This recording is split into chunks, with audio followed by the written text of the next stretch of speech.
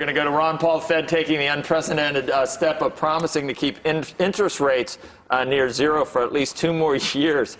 Joining us now, a man who hasn't been afraid to criticize the central bank, Congressman Ron Paul. He's a Republican from Texas, also a presidential candidate. Were you watching yesterday, Congressman, as the statement was coming out? And what do you do? Do you sort of, as you hear each additional statement, what was your reaction? Well, more of the same. I wasn't surprised. That's the only thing that the Fed knows how to do, and that's the only thing Bernanke ever believed in. For him to have done something differently would have been a real surprise to me.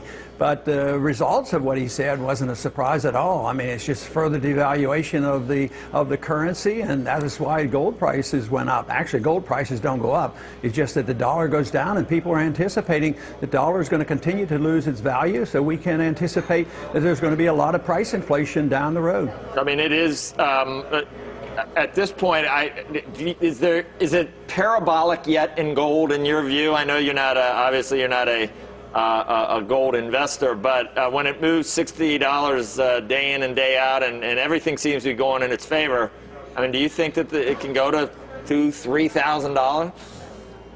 Oh, yeah, because it could go to zero if we continue to do what we're doing.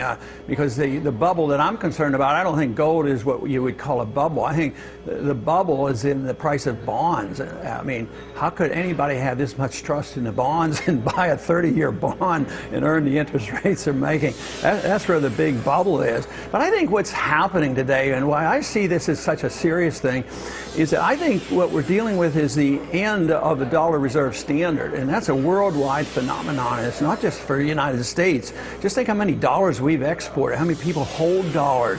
And if this dollar is in big trouble, which is what I think is the problem, I mean, this is just not a minor problem. This is probably a bigger problem than the world has ever faced before. Never has been a fiat currency been used as a reserve standard as so pervasively around the world, and there's not many other places to go, even though they're still, going to treasury bills, but eventually they're going to give up. I mean, just look at what's happening to the Swiss franc. There aren't enough Swiss francs for everybody to buy Swiss francs, so there's not much left other than commodities, and real value. So actually, I think that's what's going to happen, but it's going to reflect the devaluation of the dollar. I was really impressed in 1971 when the dollar relationship to gold went up $3 an ounce, and I was really impressed and motivated me to get very much involved in politics.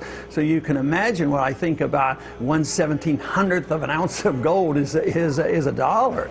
I mean, it's just phenomenal. I'm utterly amazed that this lasted this long, and they're desperately trying to keep this together because everybody has an interest in saving the dollar, even the Chinese are. But believe me, I do not believe you can save the dollar reserve standard. Did you believe that S&P's decision to downgrade our U.S. debt was a responsible decision? Some people have actually suggested that what they were ultimately doing was downgrading our currency, which is what you've sort of suggested just now.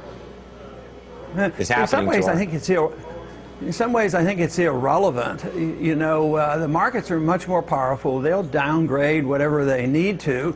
But for the moment, and for traders, this can be a big deal. And politically, it can be a big deal.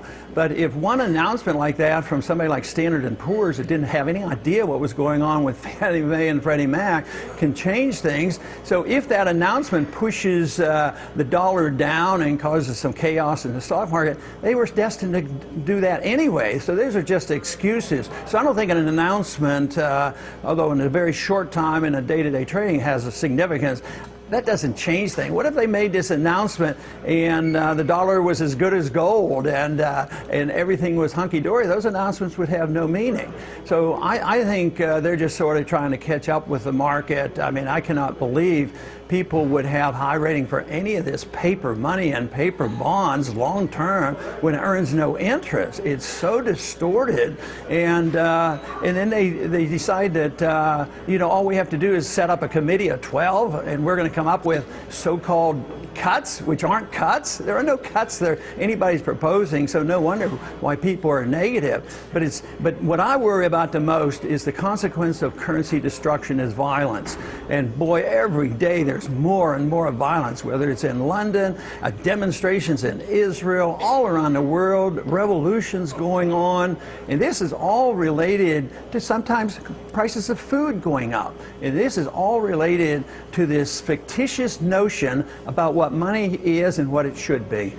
Yeah, I remember when you asked Chairman Bernanke about whether gold was money, did you find the answer not satisfying?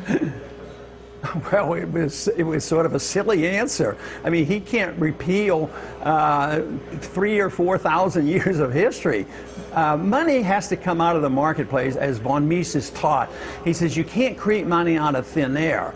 Now, when you do, the only reason the dollar has existed by being created out of thin air because it originated in the marketplace. It was a silver standard. It was 370 grains of silver. That's what the definition of a dollar still is.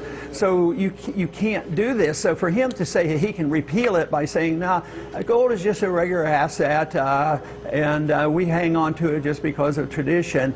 But the markets are saying, "Look, when times get tough, they go to the gold." And that's not my theory, and that's not a recent theory. That's been around for a long, long time, and they're not going to be able to repeal it. All right, Congressman, we appreciate your time this morning. We hope to see you again soon, and you know, you're like in the top 3 on most of these polls, so I don't know how you get to the top, but probably doesn't hurt coming on the show. Anyway, good to see you. Thanks a lot. Okay.